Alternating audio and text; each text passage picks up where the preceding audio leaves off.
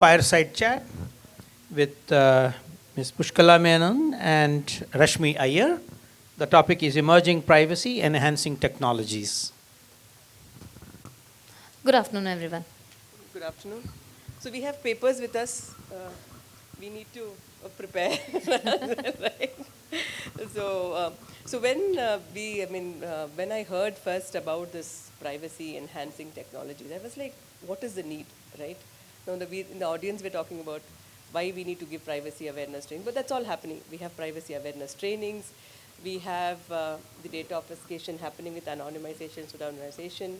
We have perimeter security. We have got lots of things that we're doing from cybersecurity. And I come from a cybersecurity background, right? Same here. So then I was thinking, why? Why do we really need it? And what is different? So what is it that can enhance the privacy? Yeah. What is it that can enhance the privacy of things that we're already doing, right? What more can be done? Then we hear of multiple breaches. And what one of the ones that, were probably more to our nation, right? What happened was the Aadhaar breach. So and we pride ourselves, while we have differences in properly in thoughts, right? We pride ourselves on knowing that we have enough technology advancements here, a state-of-the-art technology, right? So cybersecurity should not have been a concern, but even then the data was hacked. Right. So then why? So maybe that got me thinking. Maybe there is something, and privacy cannot go in silos. There has to be a technology side to it. There has to be something more that we do. Just having an awareness session, just having DPOs, right, being there will not help. True, right? very true. Yeah. So what do you think, Reshmi? Why do you think these are required? So I would say, you've rightly put it that, we've been working or we have, privacy is an angle that, that is needed in every day of our life. And more we see the interlinking of our data with various technologies or, the usage of our data across various platforms. And we need the privacy aspect of it. As you rightly said, the Aadhaar one was like a big shock for us because we even provided for our COVID vaccination. Everyone had provided their Aadhaar data, right? So where we see that, it is getting linked to so many different platforms. So we need appropriate technologies also to safeguard this. And that is where I think, the privacy enhancing technologies, which you can say they are digital collections which permit us to, analyze and process the data easily across different platforms and devices. And these, no organization or, we do not have a standard definition to what privacy enhancing technology or pet as they call it. Not any other animal as a pet, but yeah, privacy enhancing technology as they say. So every organization defines it differently. Or as we just now heard Srinjoy saying that, the masala, the khichdi and all. Right. So it is like every organization will have its own masala, the tadka, and the khichdi could be different. So it depends on the technologies that we use and the organization that we are working on, where there were many who rightly said that, we need HIPAA, we need this. So based on the sectors and based on the platform that they are working on, these technologies and these platforms can change. But I think they would address or would try to, in this ever evolving world, they would try to help us with this securing and safeguarding the privacy part in a better way. So as I was just saying, the tadkas may change, so the recipe for this is not consistent. But I think we can, based on an article I was reading with the OECD. So they have briefly classified it to 4 points. That was 4 categories rather: data obfuscation, processing. Encryption in processing tools, then federation and distributed analysis, and personal data or storage spaces. So I would say that probably we briefly classified that, but these are some emerging trends. Oh, I'm sure you would have also Right, heard yeah. about it. So I would like to hear more of your thoughts on these ones. Right. So while under these four categories that you mentioned, right, there are, Hold it. yeah, while there are four different categories, while see there's a mix and match, right? Like we do with our saris, like the ladies would know better. Right? There's a mix and match happening, and there is no one size fits all. So under the data obfuscation, we already talked about anonymization, Right. pseudonymization. That's already there. So what more is there? So what was interesting to know is that there's something called synthetic data processing, right? So synthetic data processing in layman terms is something like the test cases the test data that you create from prod data. Right. Again, coming from a development background, right? So there are test data created. So that something similar you can also create for your privacy data. So you don't have to use the actual data. Again, the privacy concerns are again to an extent, right, taken care of at that end.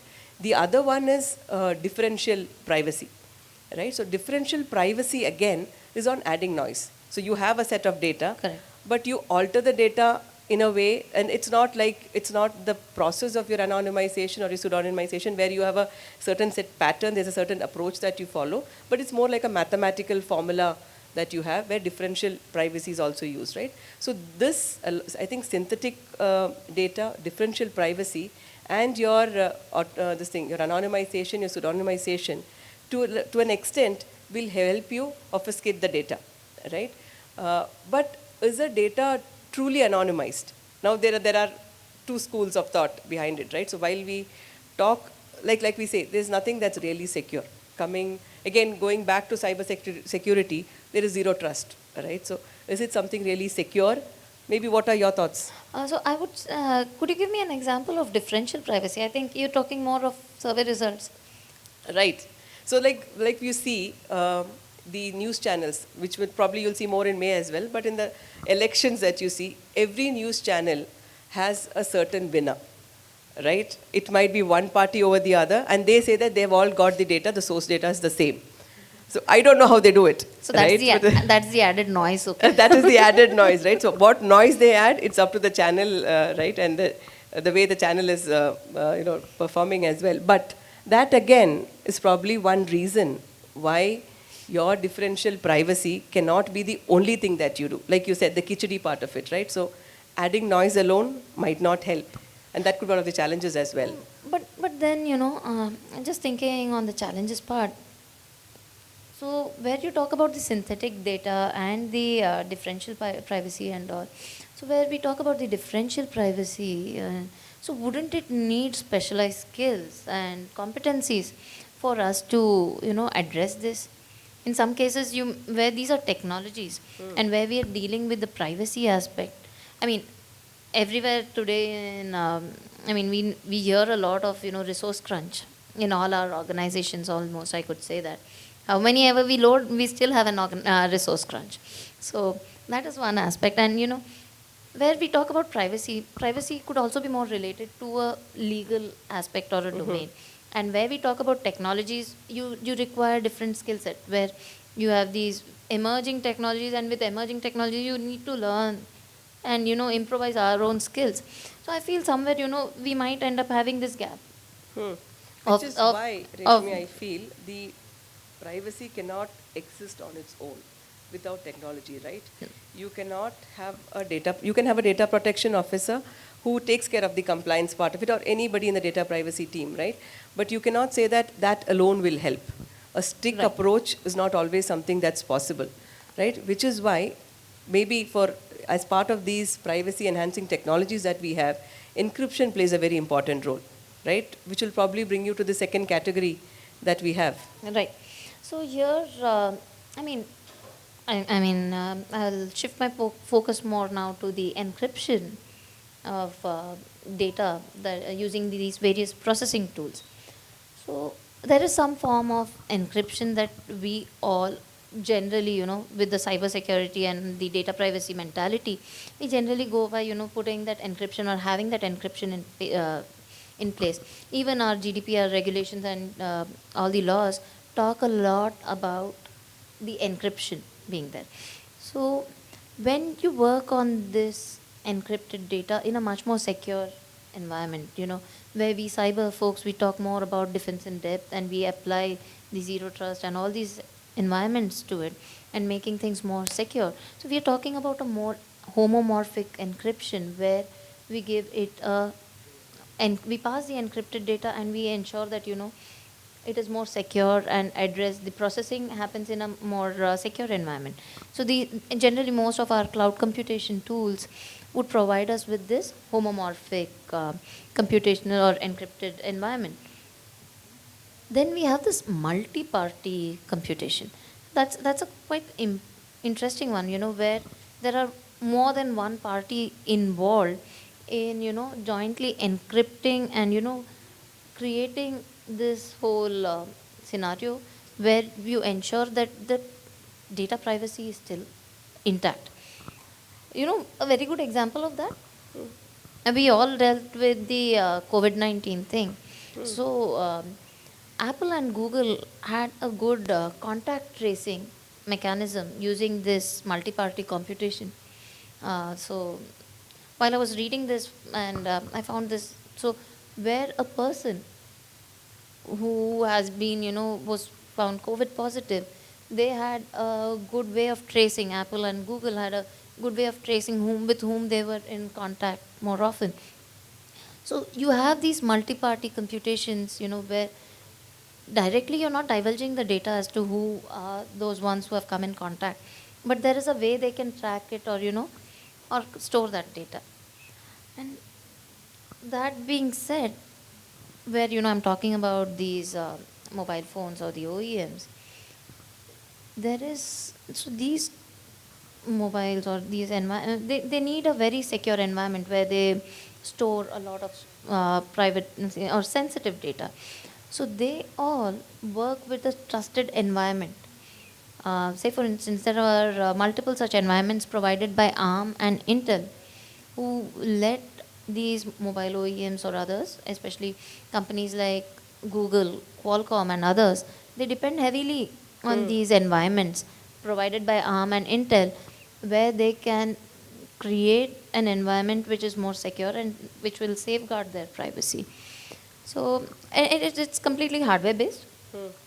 But yeah, I found these ones, quite new and innovative. And from a technological aspect, I would say that, they support the privacy aspect.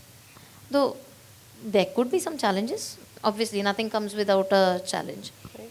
But I would like to hear your thoughts So there.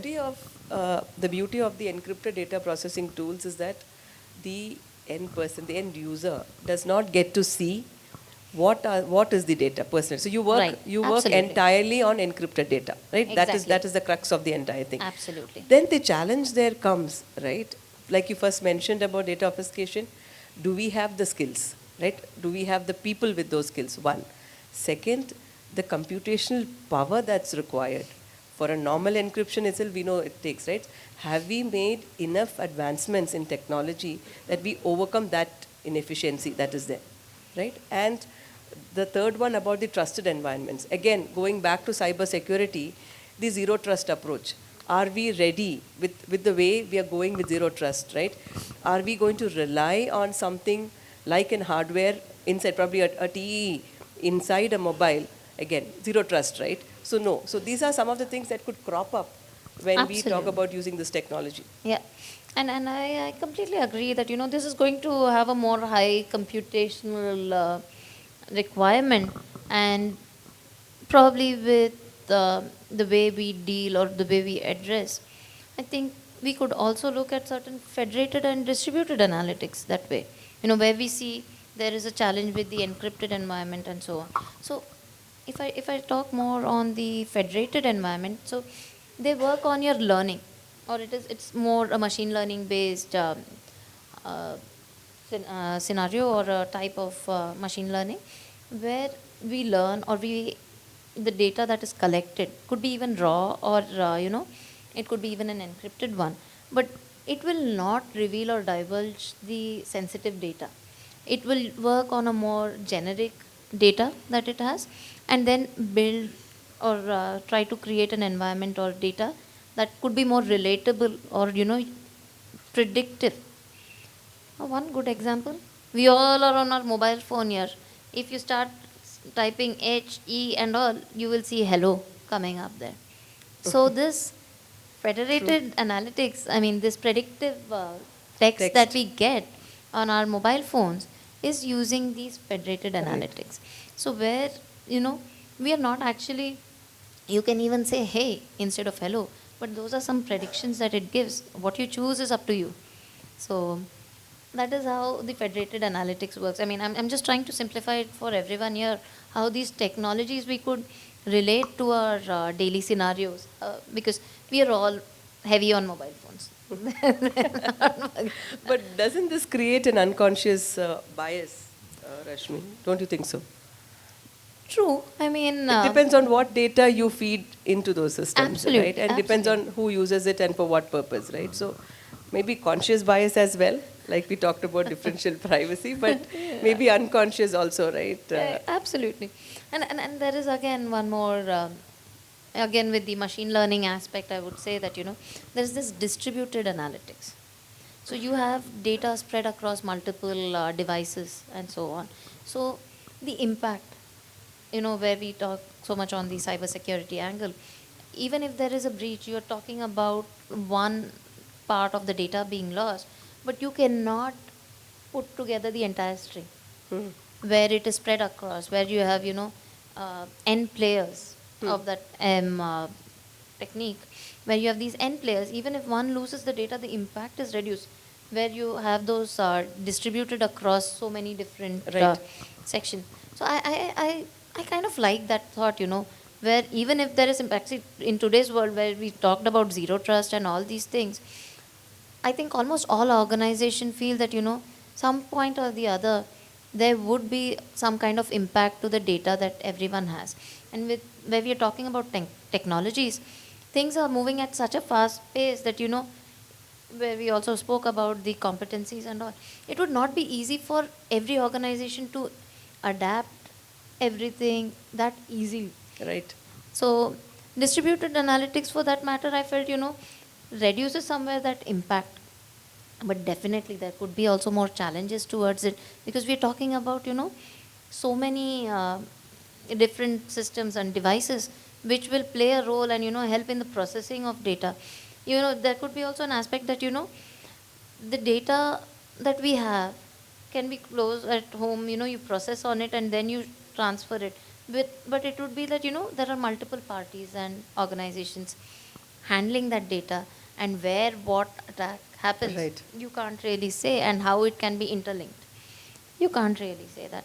So, yeah, I felt that I like the idea, but there could definitely be more challenges that Which- could be there. Yeah, which then brings us probably which a section or a category that is slightly different from what we have talked about so far, right? And it's not necessarily known as a pet technology, but something like a data accountability system.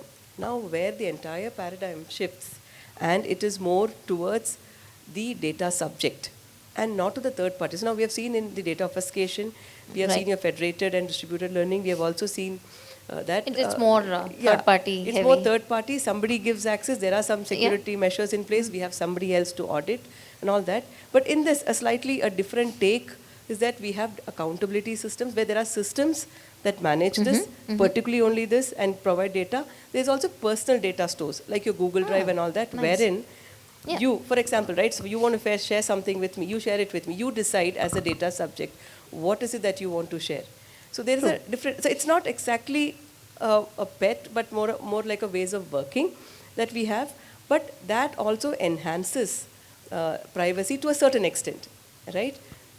I, I would kind of say that, personal, it is like I hold the responsibility, or I am accountable.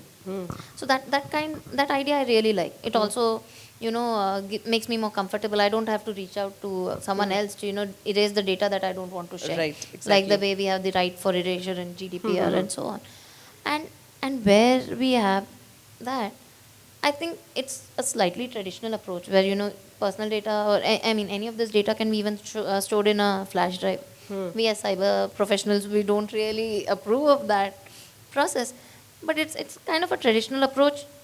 You are your own boss, you are accountable for your data, but also where you're talking about these Google Drive and other cloud stores for that matter, storage, not stores, cloud storage for that, the configuration. I need to only share data with you. Hmm. And if I am not aware of how the settings and the configurations work, it still can be a risk, I would say, on how we address the personal data stores and, the other very accountable systems where we give the data user or the subject, as we say, more liberty to handle the privacy. So I feel that it's a good one. You make them accountable. So then tomorrow, if there is a issue or a breach, also, it is completely their ownership of what has happened. So they are in control, or they are also equal controllers of that data.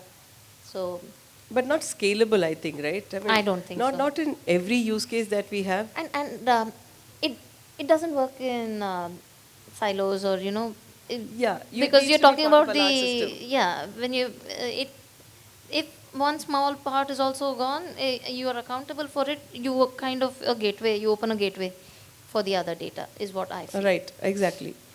So I think Like it's khichdi. it's a khichdi, and it is Right. for the organization Nations to decide. decide. Yeah. So maybe to conclude, we say it's definitely a khichdi. We can use any of the four types. We use all four types, but I think it all should be part of the data governance framework. Absolutely. Right? How do we use it? How do we access it? How do we audit it? Right? More importantly, Very, right? very true. So, though it is quite innovative in nature because it's emerging, as we said, right?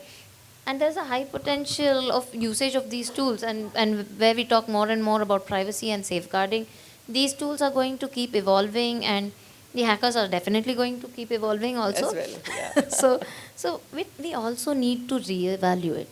Exactly. So where we spoke a lot about these technologies, quite a few of them are a lot AI and ML driven.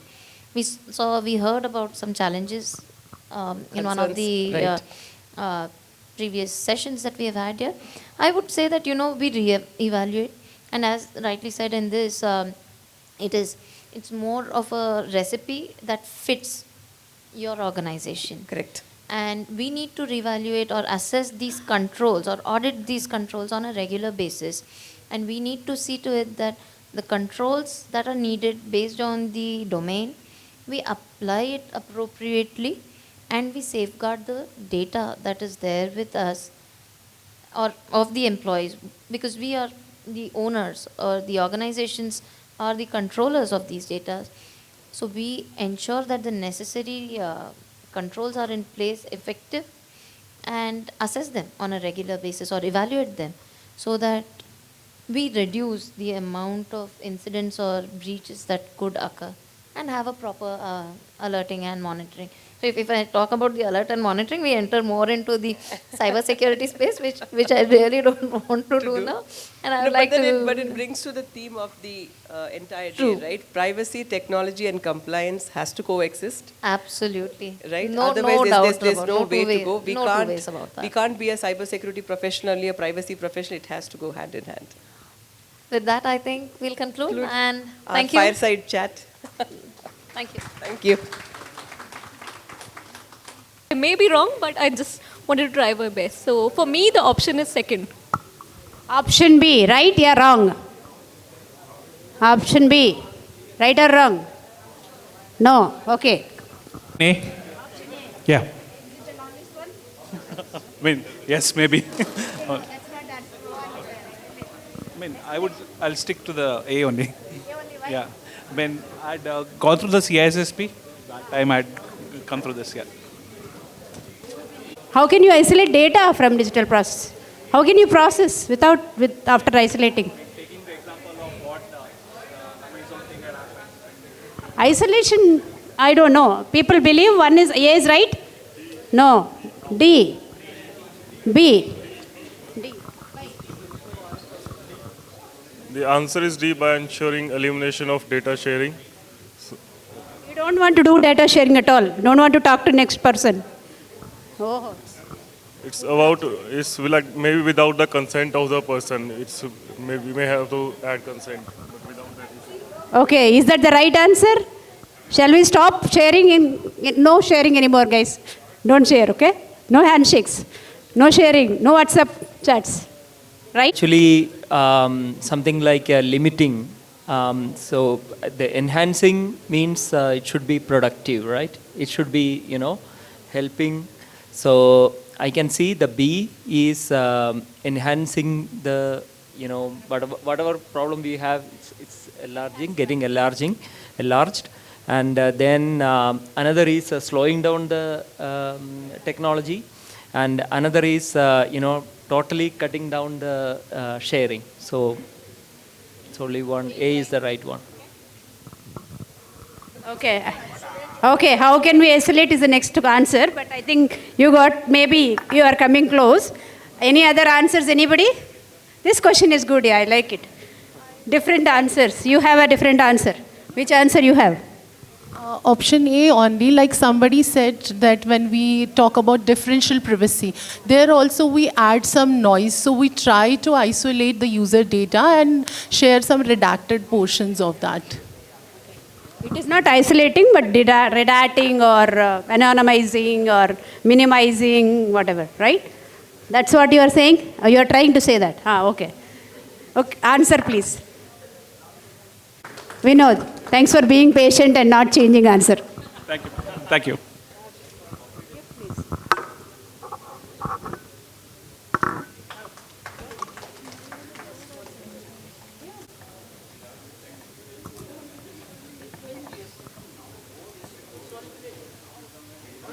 Some hand is already raised.